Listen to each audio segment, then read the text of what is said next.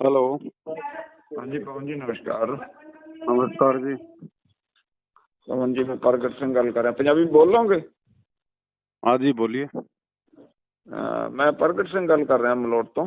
जी मैं यार पवन जी तेरिया वीडियो बहुत देखना तुहाडियां वीडियो जिन्नियां तुसीं लोड करते हो ना जी हुण भी अब भी आपने जो वीडियो अपलोड की थी वो स्वामी क्या नाम उनका परमानंद जी की, जी जी जी वो मैंने 2 घंटे देखी यार, सुनी। जी देखिए मुझे, मैं कोई कट्टरवादी नहीं हूँ, ना मैं कोई आपसे कोई मतलब उस तरह से बात करने वाला हूँ। और रहता मैं पंजाब में हूँ, लेकिन रिश्तेदारियां हमारी सारी जितनी है सारी राजस्थान में ही है। अच्छा। श्री गंगानगर से लेकर जयपुर तक जाल बिछा हुआ है हमारा। मेरी ससुराल, बेटी की बहन, बुआ जी, सब रिश्तेदारियां भरी पड़ी हैं यहाँ पर। जी राजस्थान से बहुत गहरा ताल्लुक है। बस यार एक दो मेरे विचार है, मैं आपसे करना चाहता हूँ कि आप बात करते हैं ना, मेरे को भी अच्छा लगता है यार। मैं भी मतलब सारा दिन वाहिगुरु वाहिगुरु जपता रहता हूँ। जी देखो मैं गुरु ग्रंथ साहिब जी महाराज जो हैं उन्हीं के आगे जो मैं अरदास बेनती करता हूँ, जी और वही मेरे सब कुछ है। जी आपके हिसाब से क्या गुरु ग्रंथ साहिब जी सच्चे गुरु हैं ना? वो तो उनमें तो कोई कमी नहीं है। वो थे, लेकिन वर्तमान में कहाँ है? हाँ जी। वो थे, 650 साल पहले थे नानक जी, वो सच्चे गुरु थे। हाँ जी। अगर उस समय उनसे कोई उपदेश लेता, उनसे कोई ज्ञान ग्रहण करता, उनकी बातों पे चलता, उनके नियमों में चलता, तो उसका उद्धार हो सकता था। लेकिन वर्तमान में तो नानक जी धरती पर नहीं है ना, जिनको आप जी अपना गुरु बना सको। ठीक है बात आपकी।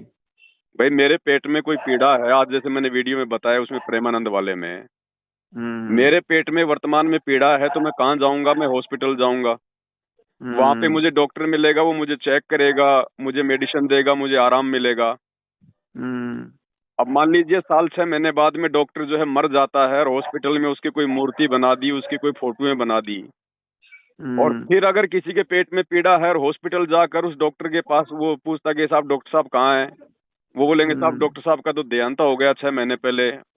वो देखो उनकी मूर्ति लगा रखी है हमने, गले में उनके वो स्टेथोस्कोप भी डाल रखा है, हाथ में उनके इंजेक्शन भी दिया हुआ है।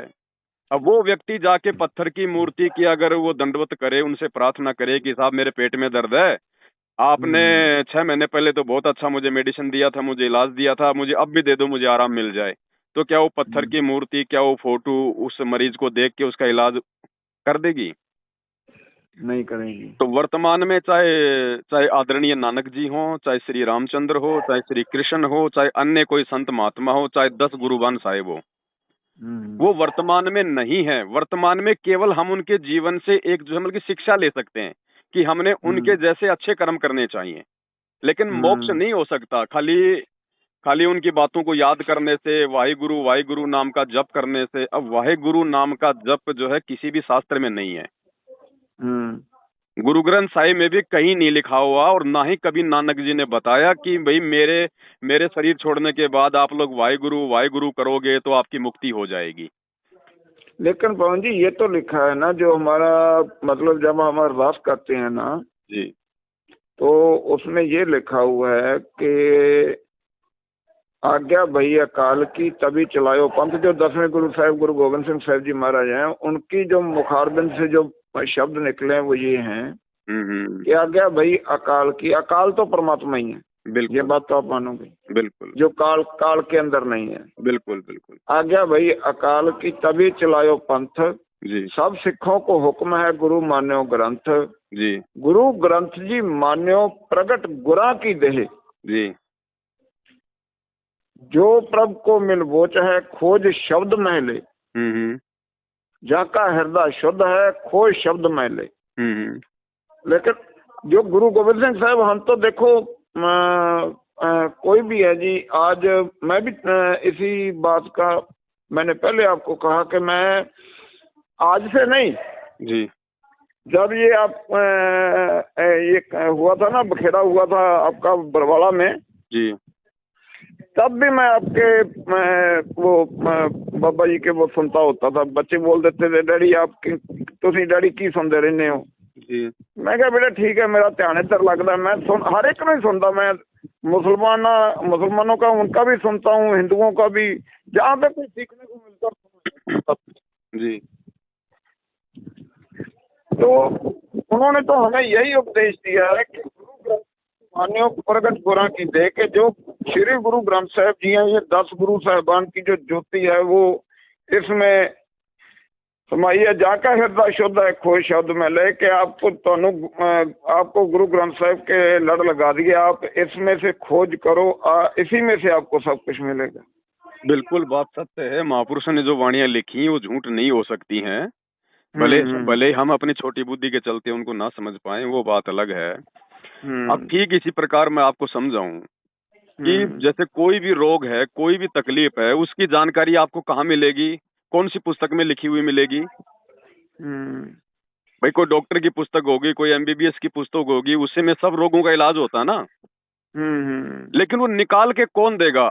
अब मरीज मार्केट से एमबीबीएस की पुस्तक लेके 400-500 रुपए में और अपने घर पर लाकर अगर वो गोली दवाई बनाने लग जाए तो क्या कभी वो सक्सेस होगा? वो खुद ही अपना मार्केट से मतलब जैसे सर्जिकल इंस्ट्रूमेंट लाकर और खुद ही वो घर पर लाकर अपना ऑपरेशन करने लग जाए तो क्या उसका ऑपरेशन सफल होगा? नहीं। तो गुरु ग्रंथ साहिब के अंदर आप जिस शब्द की बात कर रहे हैं उस शब्द को कौन खोज के बताएगा आपको? वो बताएगा वर्तमान में जो गुरु ग्रंथ साहिब को पढ़ने का और गुरु ग्रंथ साहिब के अनुसार लोगों को दीक्षा देने का जो अधिकारी संत होगा। तो वर्तमान में वो संत रामपाल जी हैं इस धरती पर, दूसरा कोई नहीं है। वो तो ठीक है, नानक जी ने 650 साल पहले एक अच्छा मार्ग चलाया था।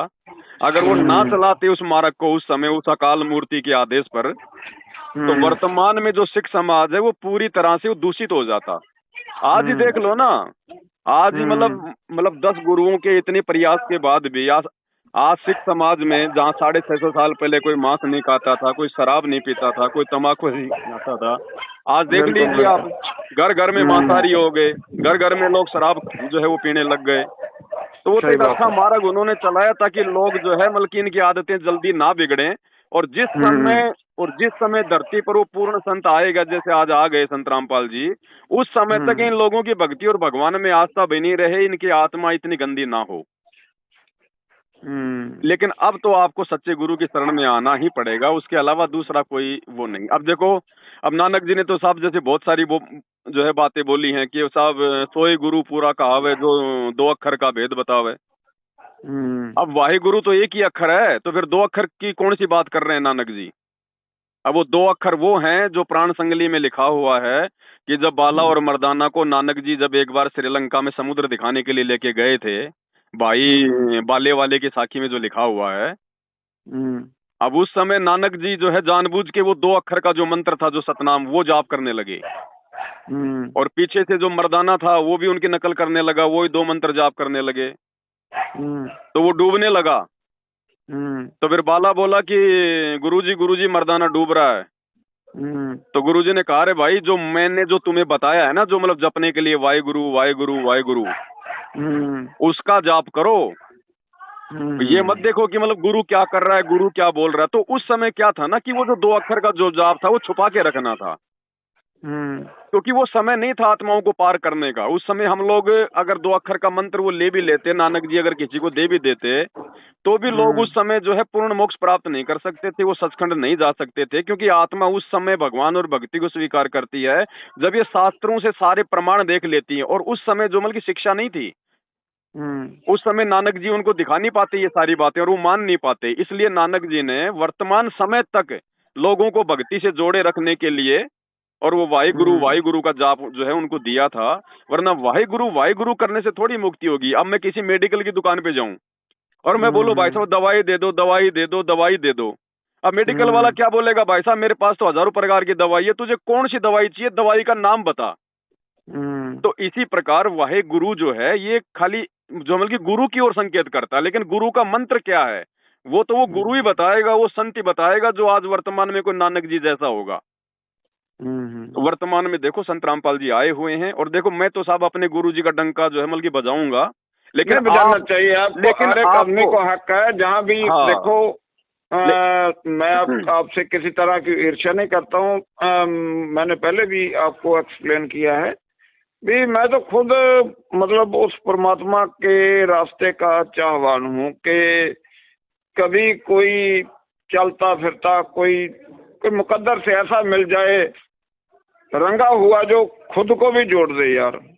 देखो आज वो रंगा हुआ धरती पर आ चुका है। अब आपको समझने के लिए आपने उनके सत्संग तो सुनने पड़ेंगे, दूसरा कोई माध्यम नहीं है। मैं आपको मुझे यही तो मुझे बता रहा हूँ। मुझे सुनने में भी आपत्ति नहीं है अपने पवन जी, मुझे सुनने में आपत्ति नहीं है। लेकिन यहाँ पर जो हमारे धर्म का जो फलसफा है वो ये है कि हमारे देखो सिख धर्म में बाल, मैं ये नहीं कहता कि जिसने बाल कटवा दिए वो परमात्मा को नहीं मिल सकता, नहीं, ये बात गलत है।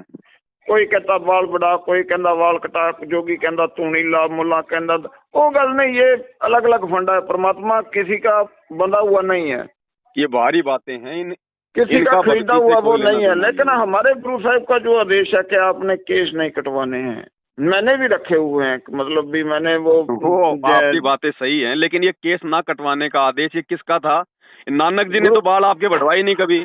नानक जी ने तो कभी कहा नहीं कि भाई आप सिख हो तो आपने ये मतलब दाढ़ी बढ़ानी पड़ेगी, आपने बाल बढ़ाने पड़ेंगे। ये तो गुरु कौन से आपके गुरु साहिबान थे? गोविंद सिंह जी थे या कौन थे जो मुगलों के खिलाफ? गुरु गोविंद सिंह जी ने अमृतपान जब अमृत की दात बख्शी थी तो उन्होंने क्यों कहा था, उन्होंने क्यों ये केस बढ़वाए थे? क्योंकि उस समय मुगलों के साथ में लड़ाई करनी पड़ती थी। सिर पे बाल रहेंगे, अगर पगड़ी रहेगी तो अगर वो कोई वार करेंगे तो हमारे सिर का बचाव हो जाएगा। नहीं, मैं बातें समझता हूँ आपकी। थोड़े दिन पहले एक मैंने वो वीडियो देखी तो नहीं, मेरा दोस्त है वो बता रहा था कि कोई यहाँ पंजाब का आदमी है वो मर के जिंदा हुआ है, पता नहीं कितने। तो उसने अमृतपान भी किया हुआ था और वो बता रहा था कि भाई मेरे को पीटते हुए लेकर गए और पीटते हुए वापस छोड़ के गए हैं। लेकिन वहां से उसने बोल दिया धर्मराज ने कि इसका टाइम अभी पड़ा, इसको छोड़ के आओ वापस। ये तो हमारी आंखें खोलने के लिए परमात्मा ऐसी घटनाओं को जन्म देता है ताकि हम लोग अपनी मतलब की पुरानी परंपराओं से पीछे हटें। जैसे बहुत सारे लोग कहते हैं ना कि ये पुनर्जन्म नहीं होता, कोई नरक स्वर्ग नहीं है, कोई धर्मराज नहीं है, कोई यम के दूत नहीं है। सब कुछ है भाईजान, सब कुछ है, ऐसी बात नहीं है। परमात्मा समय समय पर उन घटनाओं को जन्म देके हमारे विश्वास को दृढ़ भी करता है। लेकिन ना मानने वाले तो ना मानेंगे, उनका तो देखो जी कौन क्या कर ले। नहीं, किसी के मतलब किसी की कट्टरता का तो कुछ कहा नहीं जा सकता, किसी के मन का कुछ नहीं है, जबरदस्ती अपनी बोलबानी है, समझाया नहीं जा सकता। जबरदस्ती किसी के दिमाग में ये कोई सॉफ्टवेयर तो है नहीं कि आप कंप्यूटर में लगा के यूएसबी डाल दोगे। ये तो अपने जिसके पिछले भक्ति संस्कार मजबूत होंगे, जो अच्छी आत्मा होगी, जो परमात्मा की जो तड़प में होगी, उसको ये ज्ञान समझ में आएगा, उसको ये भगवान समझ में आएगा। बाकी देखो साहब ऐसा नहीं है, अगर भगवान धरती पर इंसानों को समझाने के लिए आएगा तो इंसान जैसा ही बन के आएगा। हम नानक जी को अपना मतलब सच्चा गुरु मानते हैं, वो थे भी भाई, इसमें कोई संशय नहीं है। अब नानक जी हम इंसानों को समझाने के लिए, अब बताओ उन्होंने कैसा रूप बनाया? आप और हमारी तरह तो बन के आए वो। हम श्री रामचंद्र जी को भगवान मानते हैं, विष्णु का अवतार मानते हैं, तो रामचंद्र जी कोई सींग थोड़ी लगा के आए थे, कोई पूंछ थोड़ी लगा के आए थे। अब भगवान आएगा तो इंसानों के लिए आएगा, जानवरों के नहीं आता, क्योंकि जानवर तो भोग योनि है। एक कर्म योनि तो केवल मानव योनि है। तो मानव योनि को समझाने के लिए भगवान भी मानव जैसा ही बन के आएगा। अब उस मानव योनि में आए हुए उस परमात्मा को अगर समझना है तो उनके प्रवचन सुनने पड़ेंगे, उनके विचार सुनने पड़ेंगे। और जो वो बता रहा है, जो वो कह रहा है, जो प्रमाण दे रहा है, वो अपने धर्मशास्त्रों में देख लो। अगर सब कुछ मिल रहा है तो फिर कोई संशय नहीं होना चाहिए, क्योंकि भक्ति का विधान तो हमारे ये धर्मशास्त्र है ना भाई। इतने मोटे मोटे ग्रंथ ये क्यों लिखे महापुरुषों ने? 18 पुराण, 4 वेद, गुरु ग्रंथ साहिब, बाइबल, कुरान शरीफ, तौरेत, जबूर, इंजिल, ये क्यों लिखी हैं? ये कोई मनोरंजन के लिए तो लिखे नहीं गए शास्त्र। नहीं, ये तो गुरु ग्रंथ साहिब जी महाराज में भी लिखा हुआ कि वेद कुरान कहो मत झूठे, वेद कुरान कहो मत झूठे, कि ये जो वेद है, जो कुरान, इनको झूठा मत कहो। झूठा जो ना विचारे, जो इनके विचार नहीं करता, झूठा वो है। अब इनको पढ़ाने वाला, इन धर्मशास्त्रों की वास्तविक जानकारी निकाल कर देने वाला धरती पर आ चुका है। अब आप उनके प्रवचन सुनिए, आप उनसे प्रार्थना कीजिए। देखो हम इंसान हैं, हम कोई भगवान नहीं है, ना हम कोई अवतार हैं, ठीक है। हमने किसी भी चीज को समझने के लिए, जैसे आपको किसी नलके से पानी पीना तो आपको झुकना पड़ेगा। तो इसी प्रकार किसी भी साधु संत महात्मा के यदि आप जी प्रवचन सुनते हो तो आपने अपने मन ही मन में उनसे प्रार्थना करनी पड़ेगी कि हे सच्चे बादशाह, हे सच्चे परमात्मा, आप जिसको भी मानते हो वर्तमान में, उससे अरदास करो कि मेरे को ये बातें मतलब समझ में आए। मेरा ये मनुष्य जन्म जो है ये पल पल ये गुजरता जा रहा है, ये मुझे वापस नहीं मिलने वाला, केवल मुझे भक्ति के लिए मिलता है ये। आप उनसे प्रार्थना करो एक बार। समझ में क्यों नहीं आएगी? हमें परमात्मा ने मनुष्य जन्म दिया, विशेष हमारे को बुद्धि दी, और भगवान आज हमारे को समझाने के लिए तो आया है गुरु रूप में धरती पर। तो समझ में आएंगी यदि हम समझने का थोड़ा सा भी प्रयास करेंगे तो। देखिए, मैंने आपको बोला ना कि मैं बीच में छोड़ दिया था जी। जब ये बरवाड़ा कांड हुआ है तब मैं लगभग हर रोज ही उस वक्त में मेरे पास फोन नहीं था, मैं टीवी पे सुना करता था जी। संत रामपाल जी को मैं सुना करता था, और लगभग हर रोज ही साधना चैनल पे सुना करता था जी। उसके बाद ये बरवाड़ा कांड हो गया, ये छूट गया। अब ये जो आपके जो एपिसोड आते हैं लगभग मैं सभी देखता हूँ यार जी। मैं रात को, या तो मैं सत्संग मस्कीन जी का फैन हूँ जी, वो भी अलवर के थे और बहुत बड़े मतलब सज्जन पुरुष थे, कोई परमात्मा के नेड़े जो रूहें होती हैं वो थे वो। जी। जी। जी।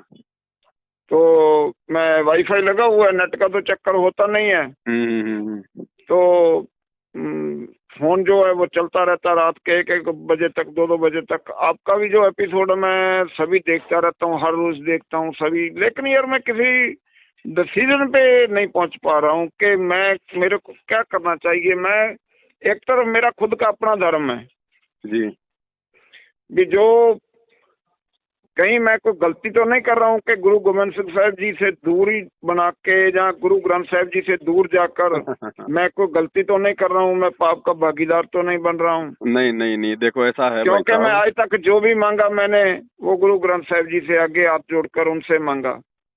वो आपका भाग्य था, वो आपका प्रारब्ध था, वो आपके पिछले जन्म के आपके पुण्य थे, वो आपको मिलना ही था। अब बहुत सारे लोग हैं भाई आपके सिख समाज के, ऐसे बहुत सारे लोग होंगे जो ना तो 10 गुरुओं को मानते हैं, ना और कोई भक्ति करते हैं, उनके दारू के ठेके भी हैं, वो खाते पीते भी हैं, और उनको उन जो है आपके गुरु ग्रंथ साहब का पाठ करने वालों से ज्यादा लाभ मिल रहे हैं। तो फिर उनको कौन दे रहा है? उनको कौन सा गुरु दे रहा है? वो तो मानते भी नहीं गुरु को, वो तो कभी गुरुद्वारे भी नहीं जाते। इस बात से सहमत हूँ कि कई आदमी ऐसे देखे हैं जो हर वक्त पाठ कर रहे हैं, हर वक्त गुरु का नाम जप रहे हैं, लेकिन कोई ना कोई ट्रेजेडी हो रही है, कोई ना कोई ऐसी घटना हो जाती है। लेकिन कई ऐसे आदमी देखने को मिलते हैं जो मतलब मांसाहार करते हैं, कोई शराब के ठेके हैं या कुछ भी है यार, लेकिन उनका जो, ये मैं इस बात से सहमत हूँ कि आदमी का ये जो अब जो खाता चल रहा है ये पिछले जन्म का चल रहा है। जी जी जी, और वर्तमान पिछले जन्म में जो आपने पुण्य किए, जो आपने जब तक किया, ये जो कुछ भी किया आपने, उसके हिसाब से ये जो पन्ना खुला हुआ वो चल रहा है। तो बस यही सबसे बड़ा रीजन है, जो लोग वर्तमान में भक्ति नहीं करते हैं फिर भी उनकी मौज हो रही है, तो उनको तो अपने पिछले जन्म के पुण्य मिल रहे हैं।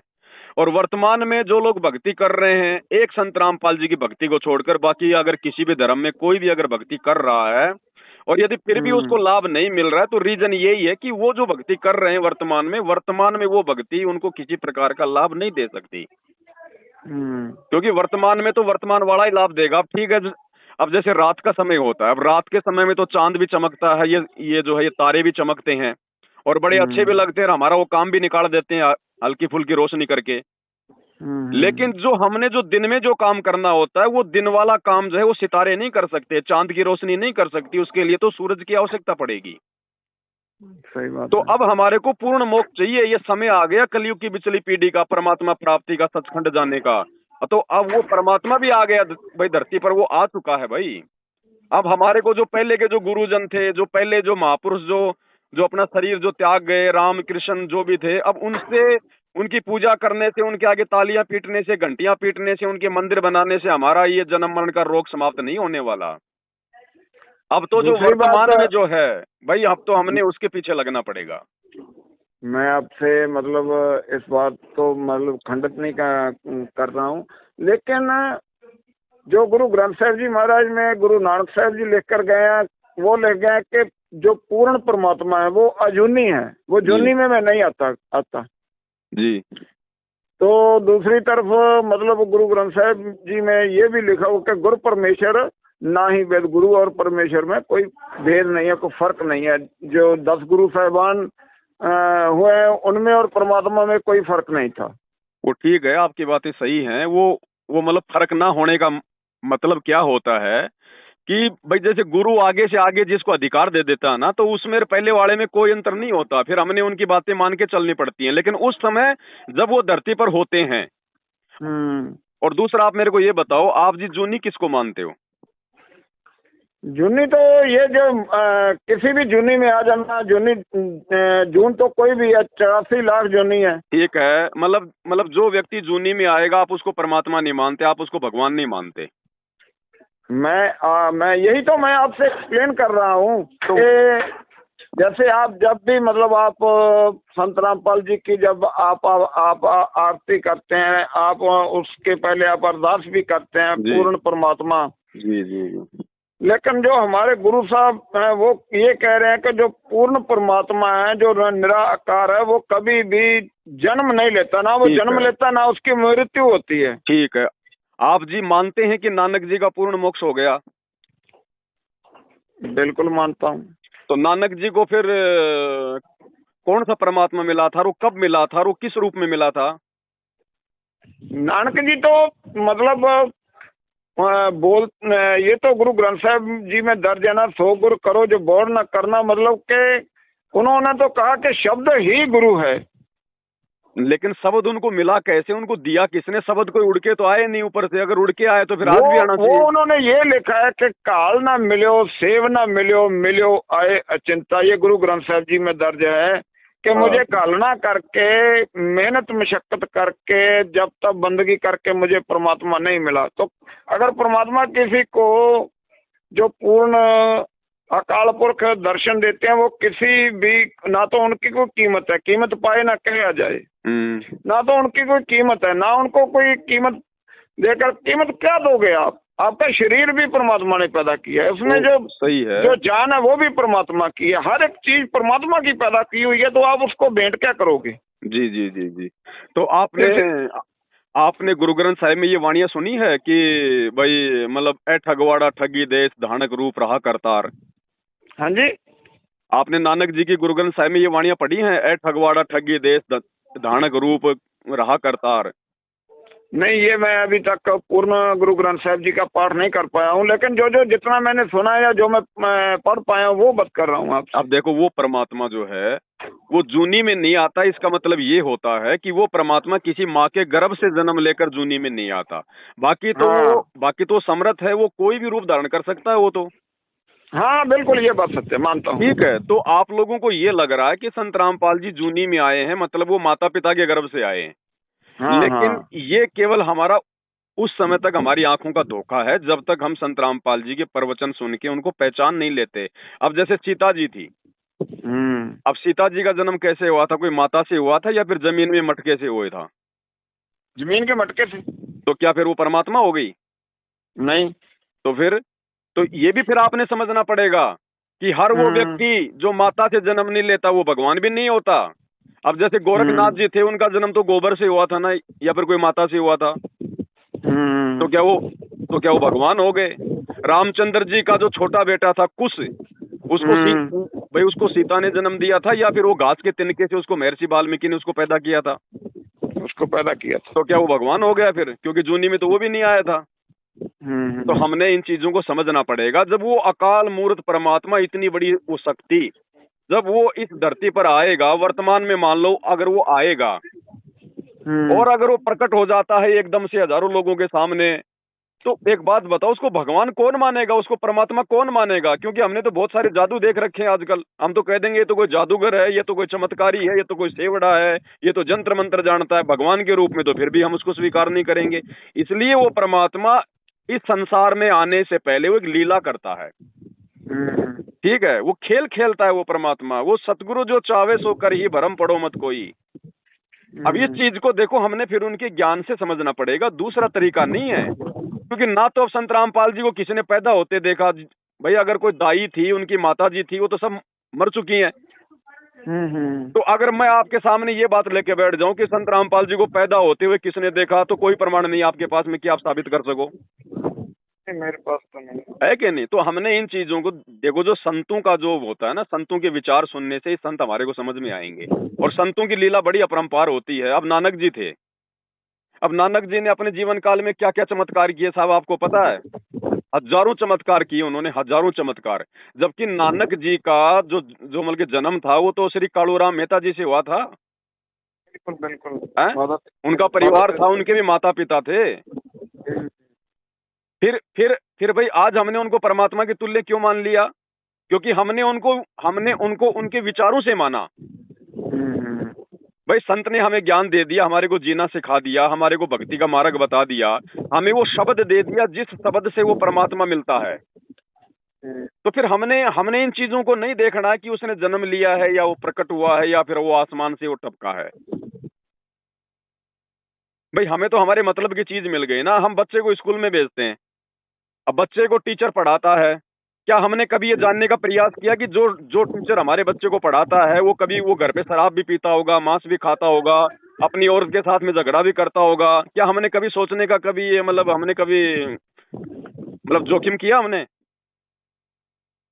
भाई वो बच्चे को सही तरीके से पढ़ा रहा है, बच्चे को सिलेबस के अनुसार ज्ञान दे रहा है, बस हमारा काम खत्म।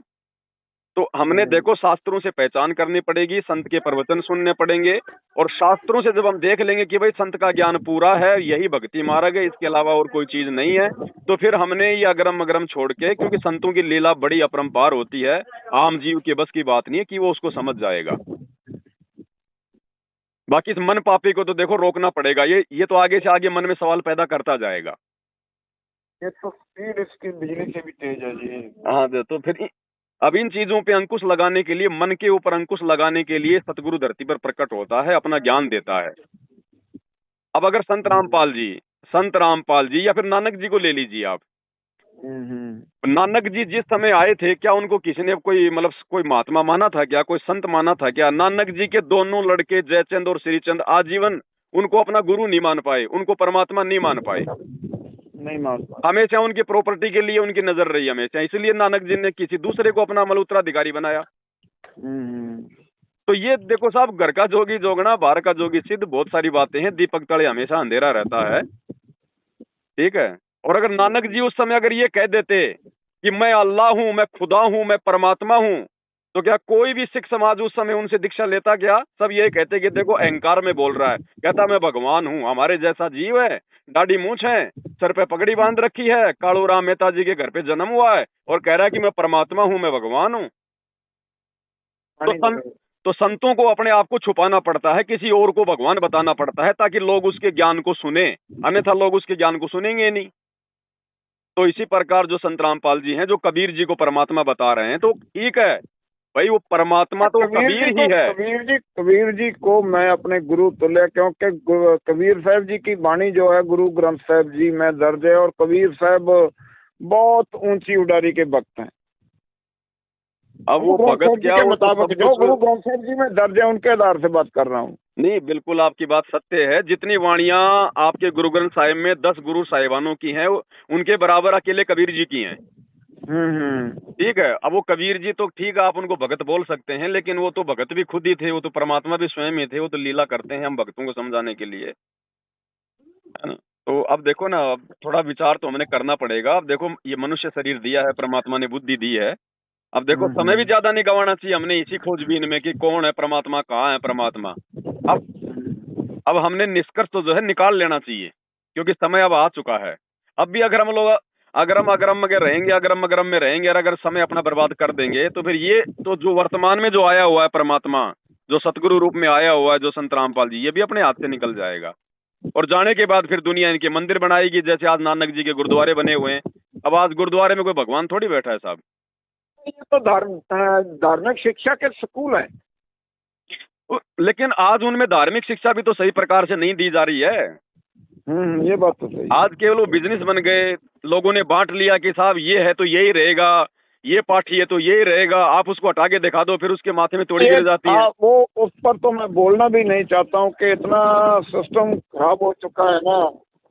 तो खराब सिस्टम को ठीक करने के लिए परमात्मा संत रामपाल जी के रूप में धरती पर आए हैं, और वो देखो कोई चमत्कार नहीं करेंगे, वैसे मतलब प्रत्यक्ष में नहीं करेंगे, बाकी अप्रत्यक्ष में तो उन्होंने लाखों चमत्कार कर दिए।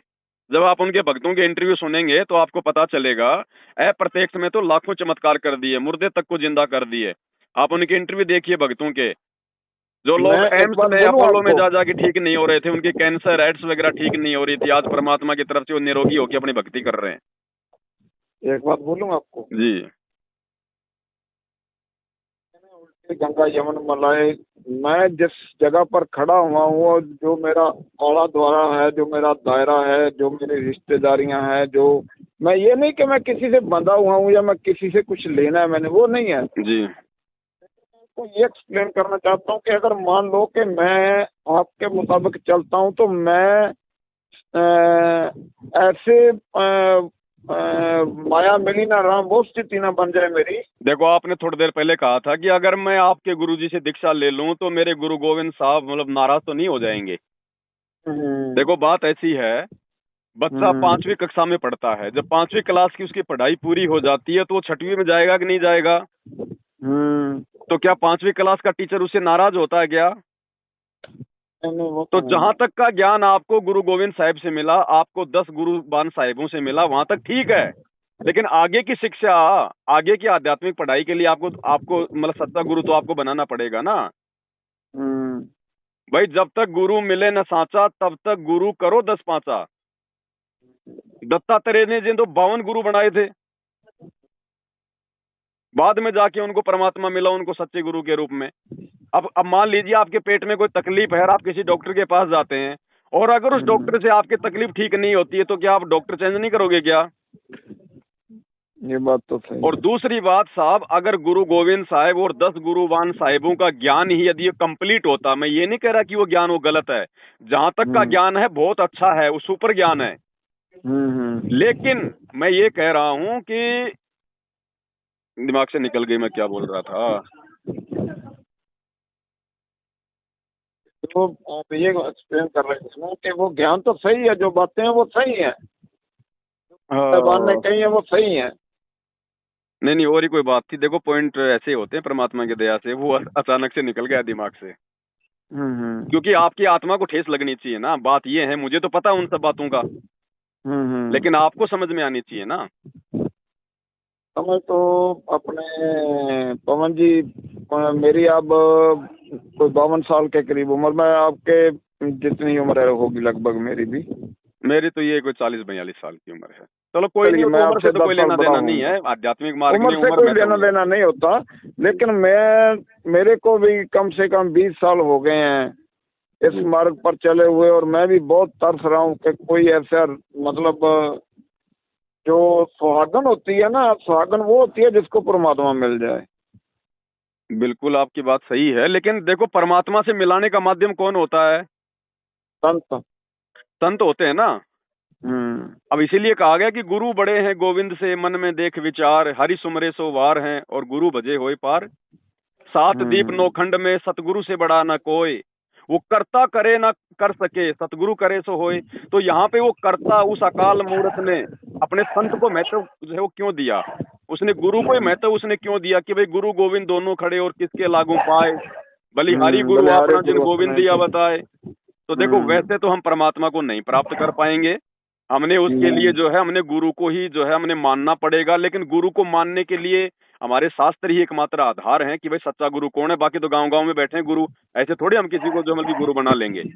और रही बात उस परमात्मा की, उस शब्द की, के जमाने में तो ढेर लगे हुए हैं। और रही बात वो परमात्मा, वो शब्द की, तो देखो उस चीज को प्राप्त करने के लिए भी आपको गुरु बनाना पड़ेगा। अब जैसे हम लोग ये पानी पीते हैं, अब ये पानी साहब आता कहाँ से है? ऊपर से आता है ना, बादलों से आता है ना। पानी तो समंदर का है, जो भी है वो घड़े में है। मान लीजिए समुद्र में भी पानी आए तो ऊपर से ही आता है। अब मान लीजिए यही पानी जो है ये ऊपर मतलब वाष्प रूप में है, ये बादलों के रूप में है। क्या वो वाष्प रूप का जो पानी है, जो बादल रूप में जो पानी है, क्या वो आपकी प्यास बुझा देगा क्या? और दूसरी बात और मुझे याद आ गई जी, जब मैं आपके ये जो स्टेटमेंट सुनता हूँ आपके, मैंने बोला ना कि मैं आपको 2 घंटा 2 घंटा जो भी जितने भी आप साथ संगति करते हैं मैं सुनता रहता हूँ। जो आप बोलते हैं कि जिन्होंने संत जी से प्रथम नाम लिया, सत नाम लिया, सार नाम लिया, सार शब्द लिया, लेकिन वो भी मतलब रास्ता भटके हुए हैं। तो यार मैं कोई डिफाइन नहीं कर पा रहा हूँ किसी मतलब कोई ना। अब वही बात होगी सेम टू सेम कुल मिला के, क्योंकि देखो ठीक है भाई, संत रामपाल जी ने सन 1994 से आके अपना ज्ञान प्रचार किया, लोगों को भक्ति बताई, लोगों को भगवान की जानकारी बताई, सारा सब कुछ किया। लेकिन वर्तमान में भी उनके ज्यादातर जो शिष्य हैं वो संत रामपाल जी को पहचान नहीं पा रहे। वो उनको खाली एक संत मान रहे हैं, खाली उनको जो है एक मतलब उस भगवान का, उस परमात्मा का एक वो प्रतिनिधि मान रहे हैं।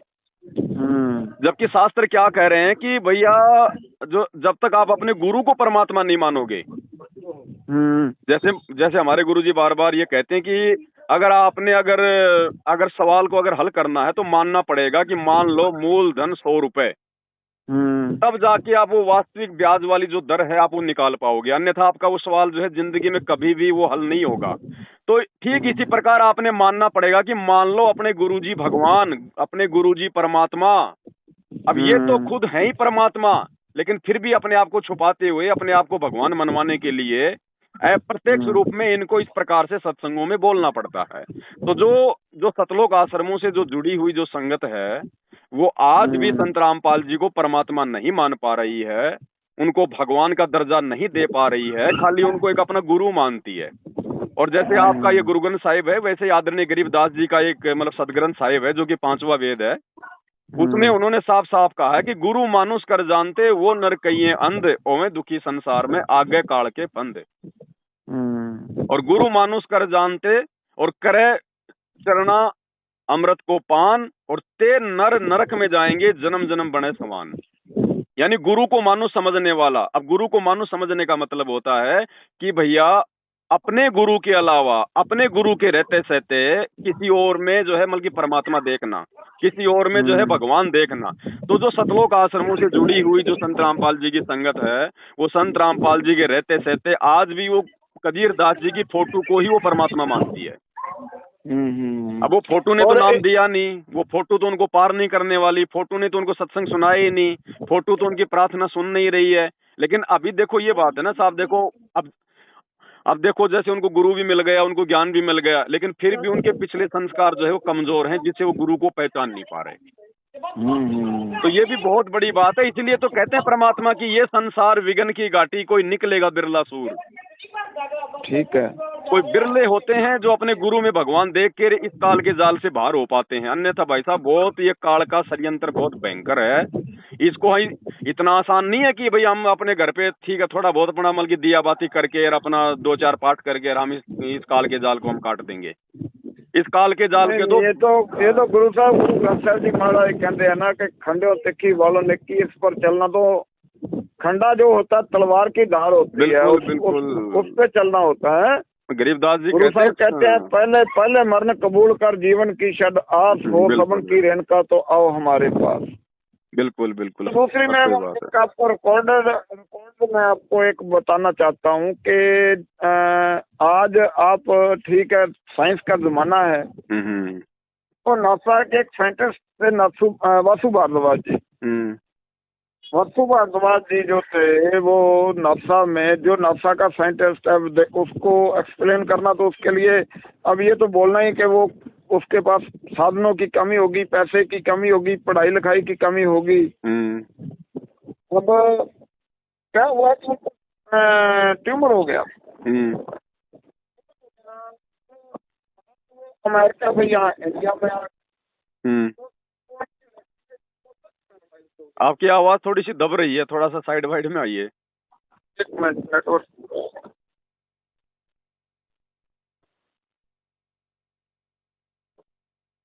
पैरालाइज हो गया लेफ्ट साइड पे भारद्वाज। तो जो डॉक्टर्स थे उन्होंने अमेरिका के, जो इंडिया के जो सुपीरियर डॉक्टर थे जी, उन्होंने बोल दिया आपके पास कितना टाइम रह गया, ये जो आपका कान है ये कभी काम नहीं करेगा।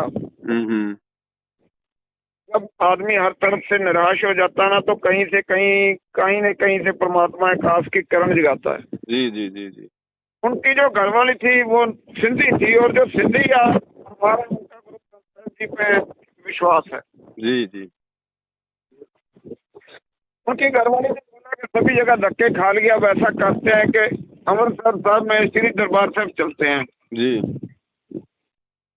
ये मैं आपको सच्ची घटना बता रहा हूँ, अपने तरफ से कुछ नहीं बोल रहा। ना ना, ऐसे तो बहुत सारी घटनाएं हैं, हम तो मानते हैं इन चीजों को। हाँ जी, वो दरबार साहब में आ गए जी बात को शॉर्ट करता हूँ। वहाँ पर उन्होंने तो वैसे तो वहाँ पर मतलब नंबर नहीं आता, लेकिन मस्कीन साहब के कहने पर उनको वहाँ पर अखंड पाठ साहब जो था वो प्रारंभ कर दिया गुरु ग्रंथ साहब जी महाराज का। जी जी जी। बस भारद्वाज जी पास में लेट गए, वो पाठ चल रहा है, वो सुन रहे हैं। बिल्कुल बिल्कुल हकीकत है। उनकी बेटी साथ में थी, क्या कैमरे भी थे। इसमें तो कोई गलत नहीं है, इसमें कोई दो हाँ राय जी। नहीं है। अब जैसे नानक जी ने ये पाठ शुरू करवाए, ये गुरु ग्रंथ साहिब के, ये क्यों शुरू हुए थे? ये इसलिए शुरू हुए थे कि खाली पाठ पाठ करने से जीव का मोक्ष नहीं हो पाएगा, लेकिन उसको थोड़े बहुत सांसारिक लाभ उसको मिलते रहेंगे ताकि भक्ति से उसकी आस्था बनी रहे। अब जैसे कोई भयंकर एक्सीडेंट वाला व्यक्ति है और वो हॉस्पिटल में पहुंच गया, अब डॉक्टर हॉस्पिटल में है नहीं, तो वहां पे उसको कौन मिलेगा? वो कंपाउंडर मिलेगा। अब कंपाउंडर उसका इलाज नहीं कर सकता, ऑपरेशन नहीं कर सकता, क्योंकि वो डॉक्टर नहीं है। तो कंपाउंडर डॉक्टर के आने तक उस मरीज को बताने के लिए क्या करेगा? उसको जो मतलब कि ग्लूकोज चढ़ाएगा ताकि ये जीवित, हाँ, ताकि ये जीवित रहे। तो ठीक इसी प्रकार संत रामपाल जी के धरती पर आने से पहले तक ये जो गुरु ग्रंथ साहिब के जो ये पाठ हो रहे हैं, ये केवल हम आत्माओं को भक्ति पर लगाए रखने के लिए, ताकि थोड़ा बहुत लाभ हमें होता रहे। तो ऐसा कुछ नहीं है, महापुरुषों की वाणियों से लाभ भी होते हैं, जैसे उस वैज्ञानिक को हुआ, उसमें कोई दो राय नहीं है। अब ऐसे तो कोई मंदिर में जाता है साहब, वहां भी लोगों को लाभ हो ही रहे हैं, वरना फिर मंदिर ही बंद हो जाते। अब वो पत्थर की मूर्ति थोड़े लाभ दे रही है, वो मंदिर में थोड़े जाने से लाभ हो रहा है। उसकी आस्था है, उसकी श्रद्धा है कि नहीं? बाकी देखो, अगर पूर्ण मोक्ष चाहिए, अगर पूर्ण लाभ चाहिए, उसके लिए तो संत रामपाल जी की शरण में वर्तमान में आना ही पड़ेगा, क्योंकि धरती पर इनके अलावा वर्तमान में किसी भी ग्रंथ का कोई पाठ करने का अधिकारी नहीं है। और देखो, अगर वैसे अगर लोग अगर ज्ञान से मान जाएंगे तो बहुत अच्छी बात है, वरना समय कितना विनाशक आ रहा आपको पता है साहब। ये कोरोना आया था, अब कोरोना के समय में बताओ कौन सा मतलब कोई नानक जी बचाने आए थे, या कोई ब्रह्मा विष्णु महेश बचाने आए थे, या और कोई ईसा मसीह बचाने आया था, या कोई अल्लाह बचाने आया था? क्या क्यों नहीं आ रहे भाई? वो भाई भाई भाई कोरोना से तो सिख भी मरे हैं, मुसलमान भी मरे हैं, हिंदू भी मरे हैं, क्यों नहीं आए वो भगवान उतर के? अगर वास्तव में अगर उनमें कोई पावर है, कोई शक्ति है उनमें उनमें अपनी लेवल की पावर भी है, उनमें शक्ति भी है। लेकिन जैसे मैंने आपको बताया ना कि जब सूर्य उदय हो जाता है तो चांद सितारों की रोशनी फीकी पड़ जाती है। तो परमात्मा धरती पर संत रामपाल जी के रूप में आ चुके हैं, इसलिए उन 33 करोड़ देवी देवता, ब्रह्मा विष्णु महेश, 10 गुरुबान साहेब, अल्लाह मौला ईसा मसीह जो भी है, उन सबकी जो शक्ति है वो ढीली पड़ चुकी है। अब वो काम नहीं करेगी, चाहकर भी वो काम नहीं करेगी, और थोड़े बहुत दिनों में बिल्कुल डिस्फ्यूज हो जाएंगे। और 2028 ये युग परिवर्तन का समय है। आज जो लोग जो मंदिर, मस्जिद, चर्च और जो गुरुद्वारे में जा रहे हैं, आप देख लेना साहब, वो दुर्गतियां शुरू हो जाएंगी, लोगों की वो दुर्गतियां शुरू हो जाएंगी, कोई किसी को नहीं बचा पाएगा। और अंत में संत रामपाल जी एकमात्र जोमल के माध्यम बनेंगे सबके लिए। ठीक है। क्योंकि देखो, जब तक इंसान के घुटने काम कर रहे हैं ना साहब, वो हार नहीं मानता, ये उसकी फितरत होती है।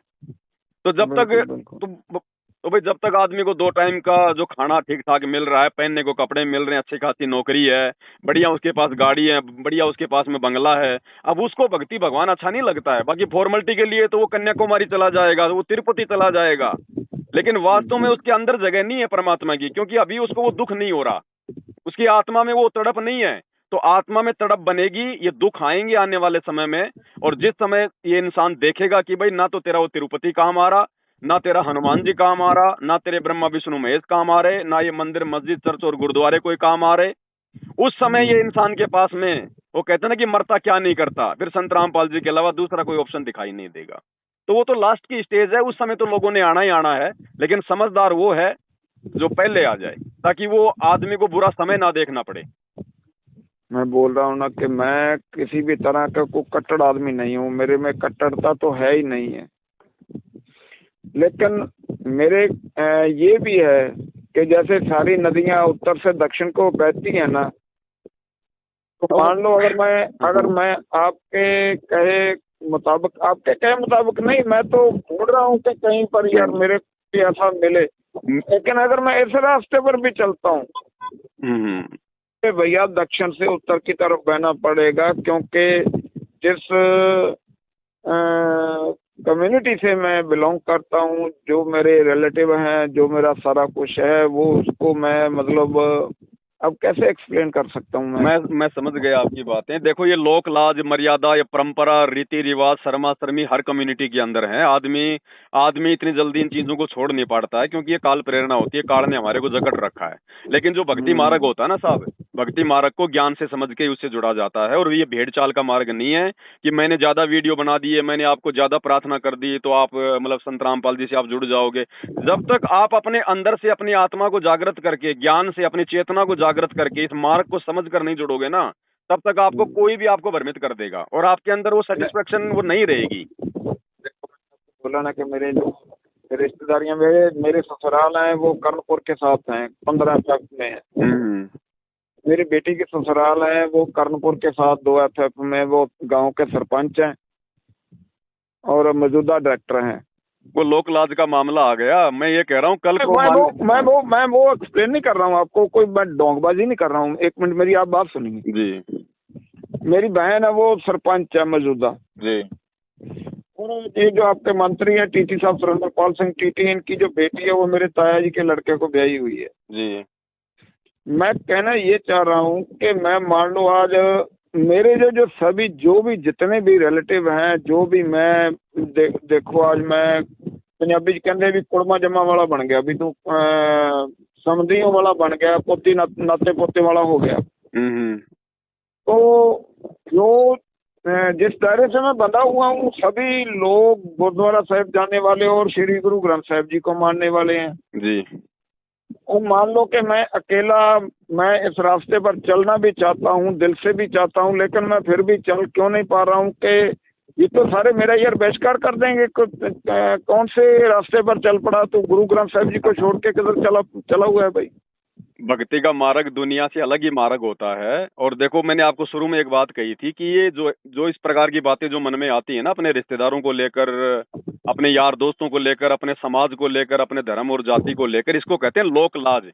यानी उन लोगों का सामना ना करना कि यार तूने क्या बाबा बना लिया, तेरा बाबा तो जेल में बैठा हुआ है, तूने किसको भगवान बना लिया, तू क्या भक्ति करने लग गया, तू तो मतलब सिख है, तूने क्या ये गुरु ग्रंथ साहिब को ये तूने पाठ करना छोड़ दिया, तू तो गुरुद्वारे भी नहीं आता।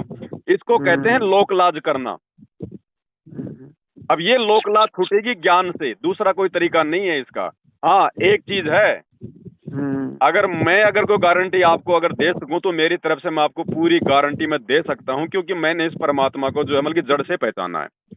और मेरी जो स्थिति थी, मैं आपको क्या बताऊं अब आपको, मेरा समय ऐसा था संत रामपाल जी से नाम दीक्षा लेने से पहले, ये जो शहर में जो ये सुलभ शौचालय होते हैं ना, जो बाथरूम वगैरह होते हैं जहाँ पे पब्लिक मतलब की यूरिन करती है, टॉयलेट करती है, पब्लिक टॉयलेट हो, मैं वहां पे सोया करता था। मेरी स्थिति ये थी, मैं मतलब रेंट के मकान लेने की भी मेरी औकात नहीं थी, मैं वहां सोया करता था।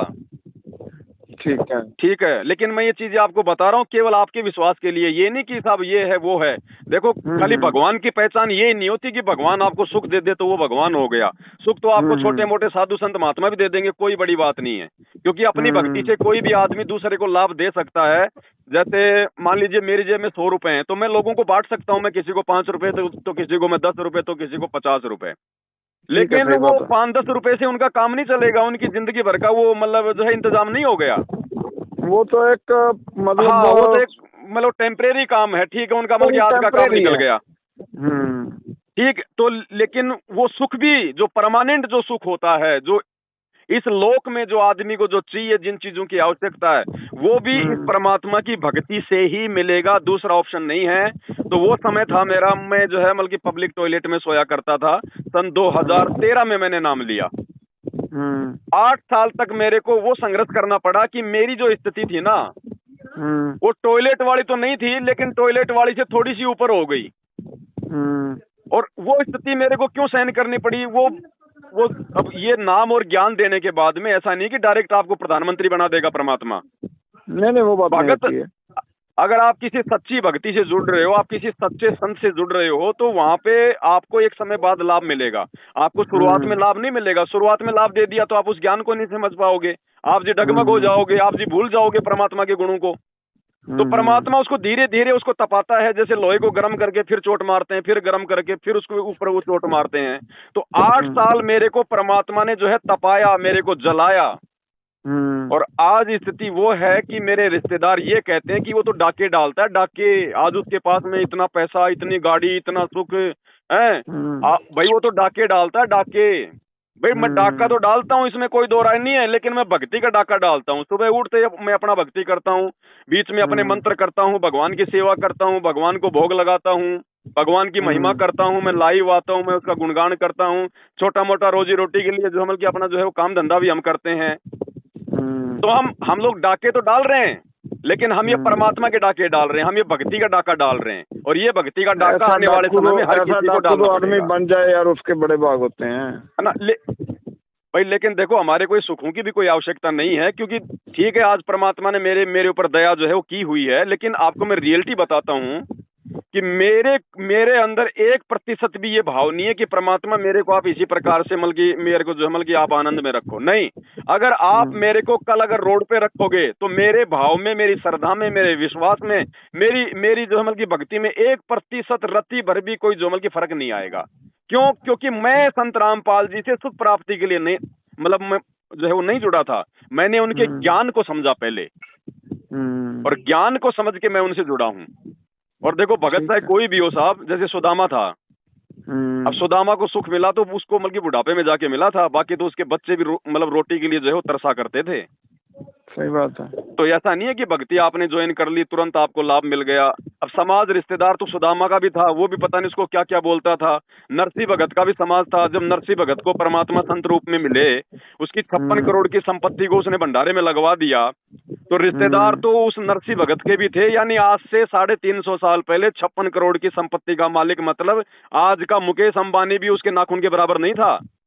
सही बात है। और वो व्यक्ति यदि परमात्मा के कहने से, यदि एक संत के कहने से अपनी संपत्ति को यदि वो भंडारे में लगा के झोपड़ी डाल के जंगल में रह रहा है, तो रिश्तेदार तो उसके भी थे साहब। उसके तो बड़े बड़े लोगों से संपर्क थे। आपकी बहन तो खाली सरपंच होगी, उसके तो राजाओं के साथ में संपर्क थे।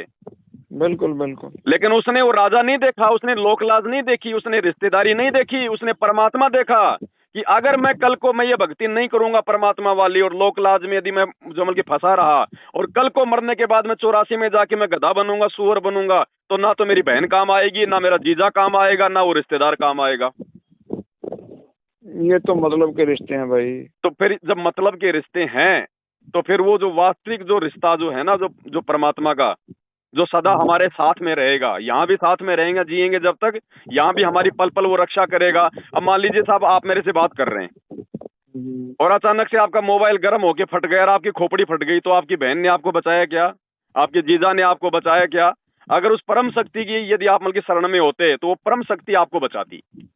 बिल्कुल बिल्कुल। हम अपने बच्चों को नहला दहला के टिफिन बना के स्कूल में भेज देते हैं, उसको बस में बैठा देते हैं, रास्ते में बस का जो है की दुर्घटना हो गया, अब वहाँ पे उसका माँ बचाएगी, उसका बाप बचाएगा क्या? उनको तो पता भी नहीं कि बस जो है एक्सीडेंट हो गई।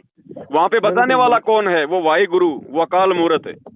लेकिन वो बचाएगा कब? जब हम इस संसार को छोड़कर, संसार को छोड़ने का मतलब ऐसा नहीं है कि भाई बहनों से, जीजा सालियों से अपना जो है रिश्ता तोड़ लो, नहीं, उनकी परंपराओं से रिश्ता तोड़ लो जो भक्ति विरुद्ध हैं, उनकी उन बातों से रिश्ता तोड़ लो जो बातें हमारे को किसी मतलब की नहीं है, और उनको भी समझाने का प्रयास करो कि भाई भगवान धरती पे आया हुआ है, ज्ञान को समझो और ये भक्ति आप लो, वरना 4 दिन का जीवन है यहाँ पे। तब आप एक बात बताओ, आज हम लोग नानक जी का नाम जानते हैं, सब कोई जानता है, बिल्कुल, लेकिन नानक जी के टाइम पे कितने बड़े बड़े सेठ होंगे, कितने बड़े बड़े राजा होंगे भाई, उनका बातें क्या करनी। जहाँ पर उनका जहाँ पर गुरु साहब का अवतार हुआ था जी, उसको राय भोई की तलवंडी कहा जाता, राय बुलार था वहाँ का, मतलब 1200 मुरब्बा जमीन थी उसकी। बिल्कुल ठीक है, लेकिन उनको कितने लोग जानते हैं उस राय साहब को? हाँ, और नानक जी को पूरी दुनिया समुदाय जानता, वो भी गुरु नानक साहब के कारण उसको सिख समुदाय जानता है कि ये गुरु साहब का जो परम शिष्य था। जी जी जी, हाँ, इसलिए जानता है वो। ठीक है, वो खाली एक राय साहब को तो जानता है, वो भी खाली एक सिख समाज जानता है। बाकी और भी तो बड़े बड़े लोग, बड़े बड़े सेठ होंगे उस समय, उनको कौन जानता? आज जानता तो भाई उसको है जिसको, जो उस खुदा का हो गया वो सदा के लिए अमर हो गया। तो भगत की पहचान होती है, भगत की परमात्मा जग में जो है मतलब की कीर्ति करवाता है। जो परवरदिगार का हो गया, कबीर साहब के टाइम भी थे, और भक्त 15 भक्तों की बाणी है गुरु ग्रंथ साहब जी में। तो भक्तों उनके भक्त भी बहुत बड़े बड़े अमीर होंगे, किसी को कुछ नहीं पता, लेकिन वो जो भक्त थे वो चमक रहे हैं आज, उनके नाम के लिए अमर है वो। आज उनके नाम चमक रहे हैं उन भक्तों के, लेकिन उन सेठों के कोई नाम नहीं जानता, राजाओं के कोई नाम नहीं जानता।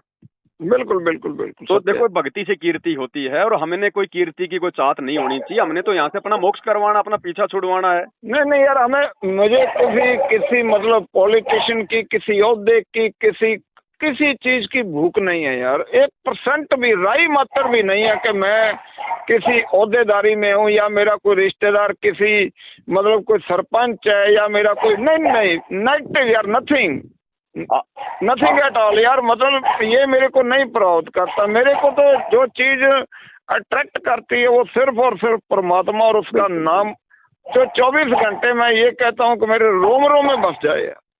ये पिछले संस्कार होते हैं, ये भावना, ये विचार, ये सबके नहीं हो पाते हैं। आप परमात्मा की अच्छी आत्मा हो, इसके लिए आपके अंदर ये पिछले संस्कार जो है मतलब दबाव डाल रहे हैं आपके अंदर, जो इस तरह के आपके विचार हैं। वरना आज आदमी एक सरपंच के पद के लिए भगवान को ठोकर मारने को तैयार हो जाता है। अरे नहीं, मैं कहता हूँ एक तरफ प्रधानमंत्री, मैं तो कौन हूँ, मैं तो यार नखेद हूँ, मैं तो सबसे बुरा हूँ, नचीज निकम्मा हूँ। सारी बातें सही हैं, मैं ये कह रहा हूँ अभी आप अपनी जो भाई आपने जो करना है, जो भी आप अपनी पूजा पाठ कर रहे हैं आप वो करते रहो, लेकिन साथ में संत रामपाल जी के सत्संग दिन में 1 घंटा 2 घंटा जरूर सुनो। और जिस दिन समझ में आ जाए कि भाई अब मैं इनके सारे नियम वगैरह मैं फॉलो जो है वो कर लूंगा, उस दिन आप उनसे दीक्षा ले लो। और देखो आपके रिश्तेदार हैं जो भी हैं, अगर वो कुछ बोले तो बोलने दो, क्योंकि देखो जो ज्ञान आपको हो चुका है वो ज्ञान उनको नहीं है। तो वो तो बोलेंगे, लेकिन हमने उनकी बातों का बुरा नहीं मानना है, क्योंकि जगत का और भगत का हमेशा जो मतलब 36 का आंकड़ा रहा है।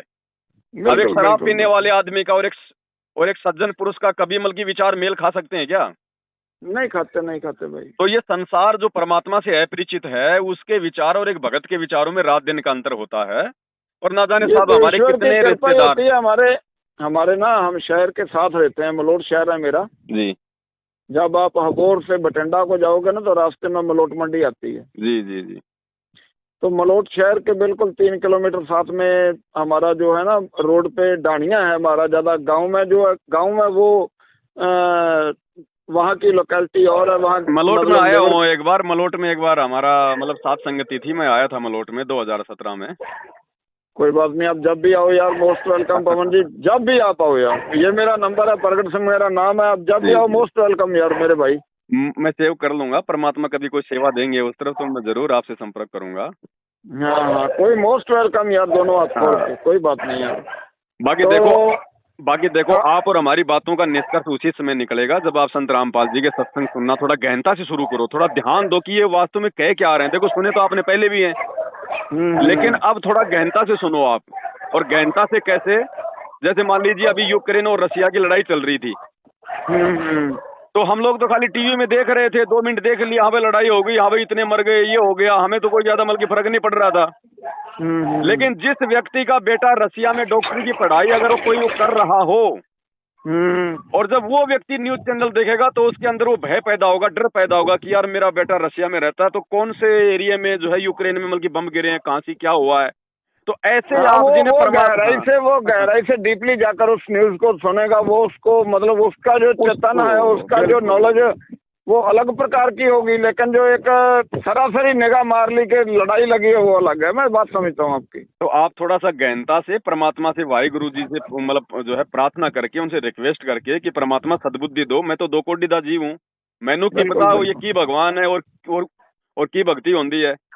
बिल्कुल। तो वो आपको सद्बुद्धि देंगे परमात्मा, ऐसी बात नहीं है। भगत जी समय आ गया, परमात्मा धरती पर है इस समय, तो मालिक ने पूरी दुनिया को जगाना है। आने वाले समय में तो पूरी दुनिया जागेगी, लेकिन उनके विशेष प्यारे वो होंगे जो उनके समय रहते जो है जाग जाएंगे। और देखो ये ना देखो कि संत रामपाल जी जेल में क्यों गए, जेल में क्यों हैं, संतों के बहुत सारे रीजन होते हैं। वो नहीं, मेरे को ऐसी बातें, वो नेगेटिव थिंकिंग नहीं मेरे में आती है। क्योंकि दुनिया का कोई भी ऐसा संत नहीं है जो जेल नहीं गया हो। श्री नानक जी थे, वो बाबर की जेल में गए थे कि नहीं गए थे? बिल्कुल। रीजन चाहे कोई भी रहो। कबीर साहब के ऊपर कौन सा दुराचार का उनके ऊपर लगा, चोरी का उनके ऊपर लगा जेल में, सिकंदर लोधी ने जेल में उनको डाल दिया था। डाला, उनको खूनी हाथी से मरवाना चाहा, उनको लाल किले में उनको जंजीरों में बांध कर लेके आए। तुलसी जी को बाबर की जेल में डाला गया। महात्मा गांधी आज जिसकी नोटों पे फोटो है, उसको जो है मतलब सन 1919 में उसके ऊपर देशद्रोह का मुकदमा लगाकर 6 साल अंग्रेजों ने जेल में डाला। नेल्सन मंडेला जो दक्षिण अफ्रीका का जो है मतलब प्रेसिडेंट था, 28 साल तक उसके ऊपर देशद्रोह का मुकदमा चला, वो जेल में रहा। जो हमारे भगत सिंह जी थे वो जेल में रहे। ये तो चोली दामन का साथ है यार। और दूसरा जो 33 करोड़ देवी देवता हैं वो रावण की जेल में पड़े हुए थे, फिर क्यों दुनिया आज उनको पूज रही है? बिल्कुल बिल्कुल। तो ये तो देखो, कोई भी महापुरुष है जब इस काल के जाल को तोड़ने का प्रयास करेगा तो काल को अच्छा नहीं लगता, वो तो कोई न कोई माध्यम बना के वो तो अपना काम जो है पूरा करता है। और वो संत भी एक आम व्यक्ति की लीला करता है, वो भी कोई चमत्कार नहीं दिखाता, वो कोई जेल फाड़ के नहीं आता। अगर जेल फाड़ के आ जाएगा तो हर कोई उसको जो है मतलब उसके पीछे लग जाएगा, तो फिर क्या पता चलेगा कि ये ज्ञान समझ के जुड़ा है या फिर वैसे देखा देखी में जुड़ा है। सही बात है। और भगवान ने कोई मूर्ख थोड़ी लेके जाने सचखंड में, उनको तो अपनी ज्ञानी आत्मा लेकर जानी है।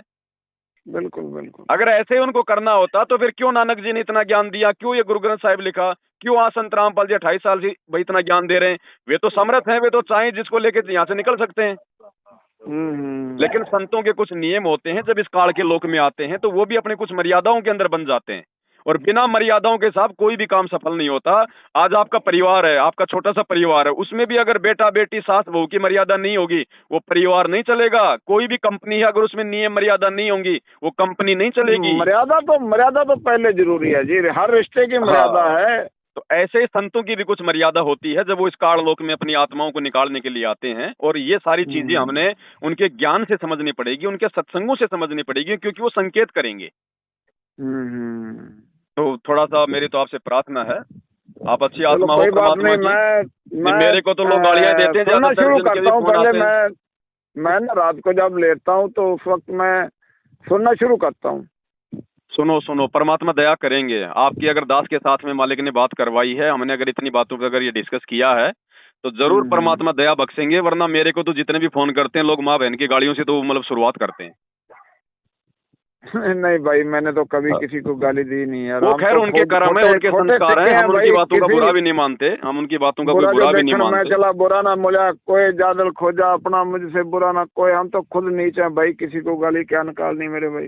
हाँ, तो अच्छी आत्मा हो, इसीलिए तो आप इतना विचार कर पा रही हो। नहीं, भक्ति और भगवान के बारे में लोगों को सोचने की फुर्सत कहाँ है? 2 के 4 बनाने से लोगों को जो अमल की फुर्सत नहीं है। बिल्कुल। तो आप अच्छी आत्मा हो परमात्मा की। अब जागो भगत जी, अब सोने का समय नहीं है। आने वाले समय में तो पूरा सिख समाज आएगा दौड़ दौड़ के। उस समय आने में कोई आना थोड़ी है, वो तो फिर देखा देखी हो गई। भाई जिस समय गुरुद्वारे नहीं थे उस समय कहाँ जाते थे सिख? ये तो सारा 3000 साल पहले का जो धार्मिक आडम्बर है ना, ये सारे पहले हिंदू तो थे। 3000 साल पहले से शुरू हुआ। 3000 पहले जो 3000 साल पहले जो इस धरती पे जो मनुष्य थे, जो मानव थे, उनका क्या आधार नहीं होता था क्या? सब कुछ आधार होता था। अब ये 3000 साल पहले आदि शंकराचार्य ने आके ये हिंदू धर्म चलाया, उसके बाद में मोहम्मद ने आके मुसलमान धर्म चलाया, 2000 पहले ईसा मसीह ने ये जो है मतलब ये जो आज का ये जो ताना बाना है, ये जो 4 मुख्य धर्म है, इनको अगर आपने गणना करनी हो तो ये 3-4 हजार साल पहले नाम ही नहीं था, कोई जानता नहीं था, इनका नामो निशान नहीं था, कोई मंदिर नहीं था, कोई मस्जिद नहीं थी, कोई गुरुद्वारा नहीं था, कोई कुछ नहीं था। मैं बार बार अपने वीडियो में यही तो कहता हूँ कि भैया अगर त्रेता में कोई मुसलमान था, द्वापर में कोई मुसलमान था, तो अरबों खरबों की सेना रामचंद्र और श्री कृष्ण की थी। एक भी मुसलमान का नाम बता दो, एक भी कोई सिख का नाम बता दो जो अपने आगे मतलब सिंह लगाता हो श्री रामचंद्र जी की सेना में। बिल्कुल। ये सिंह शब्द तो गुरु गोविंद सिंह जी ने शुरू किया था। बिल्कुल। तो कहाँ थे पहले? आप उनके नाम देखो पहले, हनुमान, अंगद, जामवत, रावण, श्री राम, लक्ष्मण। आगे पीछे कोई जाति कोई धर्म लगता था क्या? बिल्कुल सही बात है। तो हमने इन सब से बाहर निकलना पड़ेगा, और इन सबको एक करने के लिए जो है मतलब संत रामपाल जी जो है ये धरती पे आए हैं। अब जो उनको समझेगा, जो उनके ज्ञान को समझेगा, देखो वो तो बाहर निकल जाएगा। बाकी तो साहब ये तो वही बात है, वो सर्प होता है ना जो मतलब बच्चे पैदा करता है, तो बच्चे पैदा करते हुए कुंडली मार लेती है और सबको खाती है। जो कुंडली से निकल गया वो तो बच जाएगा, बाकी सबको खाएगी वो।